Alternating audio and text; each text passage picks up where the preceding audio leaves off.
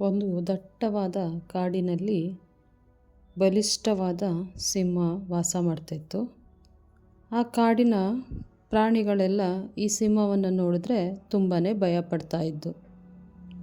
ಏಕೆಂದರೆ ಇದರ ಧ್ವನಿ ತುಂಬ ಜೋರಾಗಿ ಗರ್ಜಿಸ್ತಾ ಇತ್ತು. ಅದೇ ರೀತಿ ಏನಾದರೂ ಬೇಟೆಯಾಡೋದಾದ್ರೂ ಬೇಗ ಬೇಟೆಯಾಡ್ತಿತ್ತು. ಆದ್ದರಿಂದ ಎಲ್ಲ ಪ್ರಾಣಿಗಳು ಏನು ಮಾಡ್ತಿದ್ದು ಅಂದರೆ ನಮ್ಮನ್ನು ಹಿಡಿದು ತಿನ್ನುತ್ತೆ ಸಿಂಹ ಅಂತ ಹೇಳ್ಬಿಟ್ಟು ಯಾರೂ ಅದ್ರ ಪಕ್ಕಕ್ಕೆ ಹೋಗ್ತಾನೆ ಇರಲಿಲ್ಲ. ಒಂದು ದಿವಸ ಏನಾಯಿತು ಅಂದರೆ ಹೀಗೆ ಸಿಂಹ ಬೇಟೆಯಾಡೋಕ್ಕಂತ ಜೋರಾಗಿ ಓಡ್ತಾ ಬರಬೇಕಾದ್ರೆ ಒಂದು ಮುಳ್ಳಿನ ಗಿಡದೊಳಗೆ ಗೊತ್ತಿಲ್ಲದಲೇ ಏನಾಗುತ್ತೆ, ಅದರೊಳಗೆ ನುಸುಳಿ ಹೋಗ್ಬಿಡುತ್ತೆ ಸಿಂಹ. ನುಸುಳಿ ಹೋದಾಗ ಏನಾಗುತ್ತೆ, ಅದರ ಕಾಲಿಗೆ ದೊಡ್ಡದೊಂದು ಮುಳ್ಳು ಚುಚ್ಚಿಕೊಳ್ಳುತ್ತೆ. ಚುಚ್ಚಿಕೊಂಡಿದ್ದಾಗ ಅಲ್ಲಿದ್ದ ಪ್ರಾಣಿಗಳು ಯಾವುದು ಅದಕ್ಕೆ ಸಹಾಯ ಮಾಡೋದಕ್ಕೆ ಬರೋದಿಲ್ಲ. ಯಾಕಂದರೆ ಅವಕ್ಕೆ ಸಿಂಹ ಅಂದರೆ ಮೊದಲೇ ಭಯ. ಏನಾದ್ರು ಹತ್ರಕ್ಕೆ ಹೋದರೆ ನಮ್ಮನ್ನು ಹಿಡಿದು ತಿಂದರೆ ಏನು ಮಾಡೋದು ಅನ್ನೋ ಭಯದಿಂದ ಏನು ಮಾಡ್ತವೆ ಅಂದರೆ ಎಲ್ಲ ಪ್ರಾಣಿಗಳು ಅಷ್ಟೇ ಅದರ ಹತ್ರಕ್ಕೆ ಹೋಗೋಕ್ಕೆ ಇಷ್ಟಪಡ್ತಾ ಇರಲಿಲ್ಲ. ಅದೇನಾಯಿತು ಅಂದರೆ ಸಿಂಹಕ್ಕೆ ಕಾಲಿಗೆ ಮುಳ್ಳು ಚುಚ್ಚಿ ಅದು ಆಹಾರ ತಿನ್ನೋಕ್ಕಾಗ್ದಲೇ ನಿಶ್ಶಕ್ತಿಯಿಂದ ಬಳಲಿ ಒಂದು ಕಡೆ ಹಾಗೆ ಸುಸ್ತಾಗಿ ಮಲಗಿತ್ತು. ಹೀಗೆ ಸಂಜೆ ಆಯಿತು. ಒಂದು ಹಕ್ಕಿ, ಚಿಕ್ಕ ಹಕ್ಕಿ ಏನಾಯಿತು ಅಂದರೆ ಆ ಸಿಂಹ ಇದ್ದ ಜಾಗದಲ್ಲಿ ಏನಾಯಿತು, ಮೇಲ್ಗಡೆ ಹಾರಿ ಹೋಗ್ತಿರ್ಬೇಕಾದ್ರೆ ಅದು ಸಿಂಹವನ್ನು ನೋಡ್ತು. ನೋಡ್ಬಿಟ್ಟು ಅದು ಸಿಂಹವನ್ನು ಕೇಳುತ್ತೆ, ನೀನು ಕಾಡಿನ ರಾಜ ಅಲ್ವಾ, ನೀನು ಯಾಕೆ ಈ ಥರ ಮಲಗಿದೀಯಾ, ಏನಾಗಿದೆ ಸಿಂಹ ಅಂತ ವಿನಯದಿಂದ ಕೇಳುತ್ತೆ ಚಿಕ್ಕ ಹಕ್ಕಿ. ಅದಕ್ಕೆ ಸಿಂಹ ಹೇಳುತ್ತೆ, ನನ್ನ ಕಾಲಿಗೆ ದೊಡ್ಡದಾದ ಒಂದು ಮುಳ್ಳು ಚುಚ್ಚಿದೆ, ಯಾರೂ ನನಗೆ ಸಹಾಯ ಮಾಡೋದಕ್ಕೆ ಬರ್ತಾ ಇಲ್ಲ ಅಂತ ಹೇಳುತ್ತೆ. ಅದಕ್ಕೆ ಆ ಚಿಕ್ಕ ಹಕ್ಕಿಗೆ ಭಯನೂ ಆಗುತ್ತೆ, ಆದರೆ ಸ್ವಲ್ಪ ಕರುಣೆಯಿಂದ ಏನು ಮಾಡುತ್ತೆ ಅಂದರೆ ಇದೆಲ್ಲರೂ ನನ್ನ ಹತ್ರಕ್ಕೆ ಹೋದರೆ ಹಿಡಿದು ತಿಂದರೆ ಏನು ಮಾಡೋದಪ್ಪ ಅನ್ನೋ ತುಂಬಾ ಭಯ ಇರುತ್ತೆ.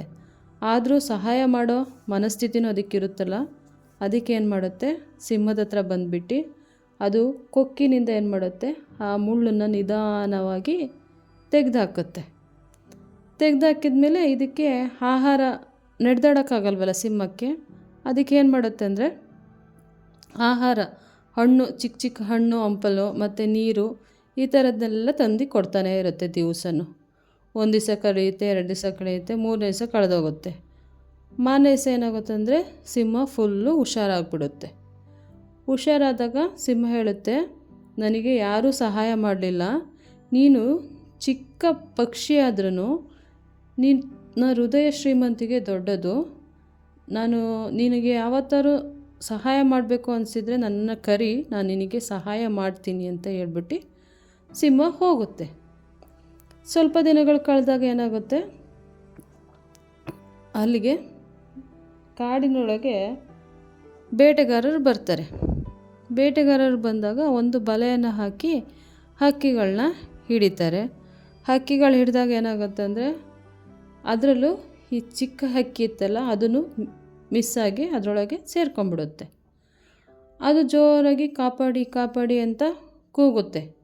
ಆವಾಗ ಸಿಂಹಕ್ಕೆ ಅದರ ಧ್ವನಿ ಕೇಳಿಸ್ಬಿಟ್ಟು ಏನು ಮಾಡುತ್ತೆ, ಓಡಿ ಬಂದು ಬಲೆ ಹಾಕಿರ್ತಾರಲ್ಲ ಅದನ್ನು ಚೂರು ಚೂರು ಮಾಡಿಬಿಟ್ಟು ಹಕ್ಕಿಯನ್ನು ಹೊರಗಡೆ ತೆಗೆಯುತ್ತೆ. ಹಕ್ಕಿಯನ್ನು ಹೊರಗಡೆ ತೆಗೆದಾಗ ಏನಾಗುತ್ತೆ, ಅಲ್ಲಿದ್ದ ಬೇಟೆಗಾರರು ಇರ್ತಾರಲ್ಲ, ಬಲೆ ಹಾಕಿರ್ತಾರಲ್ಲ, ಅವರು ಫುಲ್ಲು ಭಯಪಟ್ಬಿಟ್ಟು ಹೋಗ್ತಾರೆ. ಆವಾಗ ಹಕ್ಕಿ ಹೇಳುತ್ತೆ, ತುಂಬ ಧನ್ಯವಾದಗಳು ನನ್ನನ್ನು ಉಳಿಸಿದ್ದಕ್ಕೆ ಅಂತ ಹಕ್ಕಿ ಹೇಳುತ್ತೆ.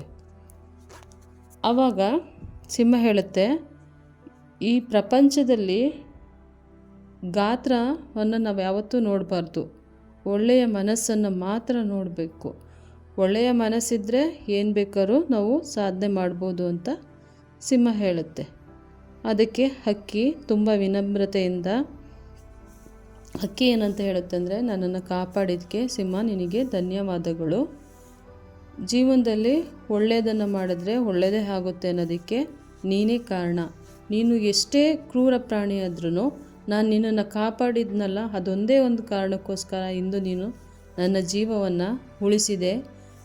ಯಾರೇ ಆಗಿರ್ಬೋದು ಜೀವನದಲ್ಲಿ, ನಾವು ಅವರು ಕ್ರೂರ ಪ್ರಾಣಿಗಳು ದೊಡ್ಡ ಆಕಾರದಲ್ಲಿ ದೊಡ್ಡದಾಗಿದೆ ಅಂತ ನಾವು ಅದ್ರ ಬಗ್ಗೆ ಅಸಡ್ಡೆ ತೋರಬಾರ್ದು. ಅವುಗಳಲ್ಲೂ ಸಹ ಒಳ್ಳೆ ಮನಸ್ಸಿರುತ್ತೆ, ನಮಗೆ ಸಹಾಯ ಮಾಡಬೇಕು ಅನ್ನೋ ಮನಸ್ಸು ಸಹ ಇರುತ್ತೆ. ಯಾರೇ ಆಗಿರ್ಬೋದು, ಜೀವನದಲ್ಲಿ ನಾವು ಯಾರಿಗೆ ಒಳ್ಳೆಯದನ್ನು ಮಾಡ್ತೀವೋ ಅದರ 10 ಪಟ್ಟು ನಮಗೆ ಒಳ್ಳೆಯದಾಗುತ್ತೆ. ಆದರೆ ಆ ತಕ್ಷಣ ಆಗೋದಿಲ್ಲ ಒಳ್ಳೆಯದು, ಸ್ವಲ್ಪ ದಿವಸ ಕಳಿಬೇಕು. ಆವಾಗ ನಮಗೆ ಅದರಿಂದ ಒಳ್ಳೆಯ ಪ್ರತಿಫಲ ದೊರೆಯುತ್ತದೆ. ಈ ಕಥೆಯಲ್ಲಿ ನಾನು ಏನು ಹೇಳಬೇಕು ಅಂದರೆ, ಜೀವನದಲ್ಲಿ ಯಾರೇ ಆದರೂ ನಮ್ಮ ಹೃದಯ ಶ್ರೀಮಂತಿಕೆ ಇರಬೇಕು. ನಾವು ಬರೀ ದೊಡ್ಡಸ್ತಿಕೆ ತೋರ್ಸೋಕ್ಕೆ ಹೋಗಬಾರ್ದು. ನಾವು ಹೃದಯದಲ್ಲಿ ಶ್ರೀಮಂತಿಕೆ, ಹೆಲ್ಪಿಂಗ್ ನೇಚರ್ ಇರಬೇಕು. ಬೇರೆಯವರಿಗೆ ತೊಂದರೆ ಆಗಿದೆ ಅಂದರೆ ನಾವು ಅಲ್ಲಿ ಅವ್ರ ಹತ್ರ ಹೋಗಿ ಏನಾಗಿದೆ ಅಂತ ಕೇಳಿ ಅವ್ರಿಗೇನು ಸಹಾಯ ಮಾಡಬೇಕು ಅನ್ನೋದನ್ನ ಫಸ್ಟು ಯಾವುದೇ ಮನುಷ್ಯರು ಕಲೀಲೇಬೇಕು. ಯಾಕಂದರೆ ಮನುಷ್ಯತ್ವ ಫಸ್ಟು ಮುಖ್ಯ. ಮನುಷ್ಯತ್ವ ಇಲ್ಲ ಅಂದರೆ ಮೃಗಗಳಿಗಿಂತನೂ ಕಡೆ ಜೀವನ. ಆದ್ದರಿಂದ ಎಲ್ಲರಿಗೂ ನನ್ನ ಧನ್ಯವಾದಗಳನ್ನ ತಿಳಿಸ್ತೀನಿ.